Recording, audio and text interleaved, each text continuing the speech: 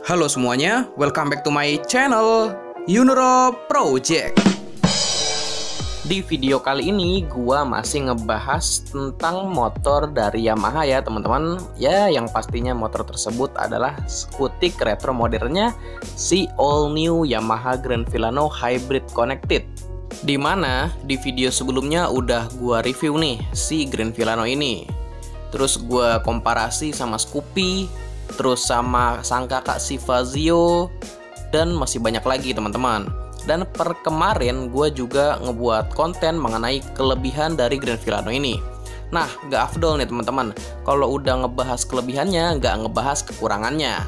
So, di video kali ini gue akan memberikan informasi mengenai kekurangan dari Grand Filano Hybrid Connected ini. Tapi sebelum gue lanjut, teman-teman jangan lupa like video ini sama subscribe channel ini dulu, supaya gue makin semangat bikin konten seputar roda 2 dan aparelnya.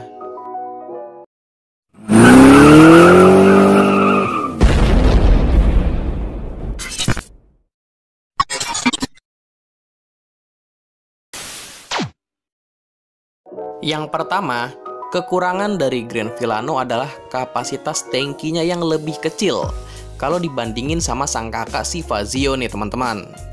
Ini menjadi kekurangan pertama dari Yamaha Grand Filano yang memilih ruang tangki di area dek depan. Kan biasanya ditaruhnya di bawah jok ya. Dengan jenis rangka underbone, tentunya menyimpan tangki di bawah dek akan terbatas, sehingga Yamaha hanya bisa memberikan kapasitas untuk menampung bahan bakar ini sebesar 4,4 liter atau lebih rendah dari Yamaha Fazio yang mempunyai kapasitas 5,1 liter. Sebagai gantinya, Grand Filano memberikan kepraktisan saat pengisian bensin dan ruang kargo atau bagasinya itu lebih luas, yang sudah pernah gue jelaskan di kelebihan Grand Filano ya. Selanjutnya, yang kedua itu ada pada bagian fitur kaki-kaki, yaitu si Grand Filano Indonesia ini belum menggunakan fitur anti-lock braking system. Tidak seperti Grand Filano yang meluncur di Thailand ya teman-teman. Yamaha Indonesia menolak untuk memberikan fitur pengereman anti-lock braking system. Ataupun ada satu lagi fitur UBS ya teman-teman, Unified Brake System, karena dinilai belum terlalu dibutuhkan untuk segmen motor ini. Yamaha hanya memberikan rem standar pada motor ini ya, yaitu rem cakram piston tunggal di bagian depan dan rem tromol di bagian belakang. Padahal tingkat keselamatan dalam berkendara untuk segmen entry level juga penting, apalagi motor ini punya bandrol yang relatif mahal di kelasnya ya. Lanjut, kekurangan yang ketiga itu dari segi harga nih teman-teman. Awal-awal memang pernah ada informasi kalau Grand Filano ini CBU ya. Jadi gue kira tuh ya Grand Filano CBU, makanya harganya tinggi di angka 27 juta. Tapi ternyata sekarang udah enggak nih, udah diproduksi sendiri gitu kan. Dan ini menjadi salah satu alasan mungkin ya kenapa fitur ABS-nya juga gak dipasangkan di Grand Filano yang ada di Indonesia. Soalnya kalau ABS-nya itu dipasangkan juga ABS sama UBS lah, nah itu pasti harganya bisa sampai angka 30 jutaan. Di video review gue sebelumnya aja banyak yang komentar nih netizen, buset harganya 27 juta. Padahal mirip kayak Fazio secara spek sama fiturnya, cuman beda desainnya aja, emang lebih kece, lebih ke ala-ala skutik Itali gitu kan. Ya mendingan beli Aerox, harganya sama 27 juta dapat Aerox coy. Fitur lebih canggih, terus cc lebih gede, lebih jos juga tenaganya.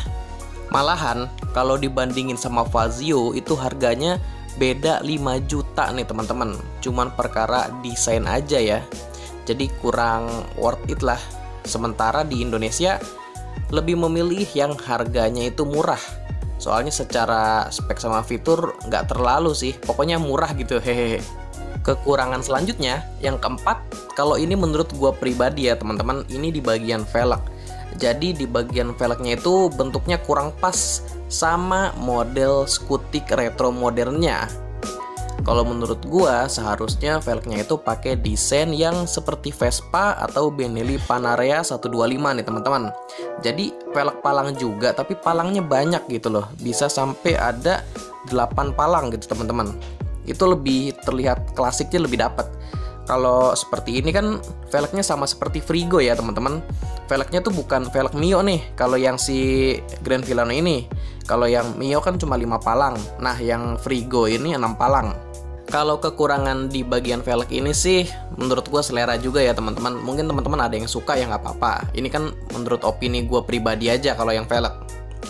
Terus selanjutnya kekurangan yang kelima ini sebenarnya bukan di masalah Grand Filano doang. Tapi Matic zaman sekarang itu nggak ada Kickstarter atau engkolannya nih teman-teman.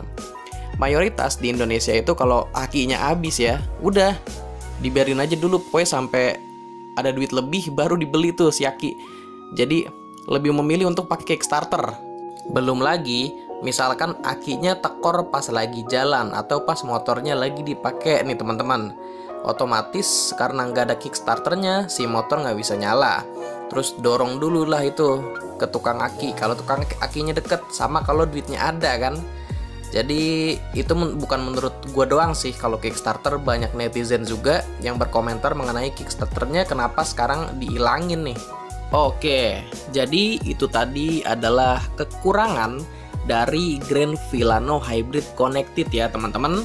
Siapa tahu teman-teman yang mau beli ini lagi nyari informasi nih kurangnya apa gitu kan, apa minusnya apa dari Grand Filano ini. Dan semoga dari video ini bisa membantu menjawabnya ya teman-teman. Jadi total ada berapa tadi? Ada 5 ya, 5 kekurangan Grand Filano. Jadi secara garis besar sama ada menurut gue pribadi juga ya, ada yang menurut opini gue pribadi. Mungkin teman-teman ada yang menurut teman-teman gitu ini kekurangan juga nih bang di Grand Filano. Itu bisa di komen aja teman-teman. Siapa tahu bisa sharing ke teman-teman lain nih untuk yang mau beli si Grand Filano ini. Oke, menurut gue itu aja dulu sih informasi yang bisa gue sampaikan. Sebelumnya terima kasih buat teman-teman yang sudah menyempatkan waktunya untuk nonton video gue. Jika video ini bermanfaat jangan lupa di like dan share. Terus kalau teman-teman punya masukan atau saran buat konten atau buat channel ini bisa bantu di komen aja. Dan yang terakhir jangan lupa di subscribe sama nyalain loncengnya juga supaya kalian mendapatkan notifikasi terupdate kalau gua ada upload video terbaru. Atau teman-teman bisa juga follow Instagramnya di @yunoroproject.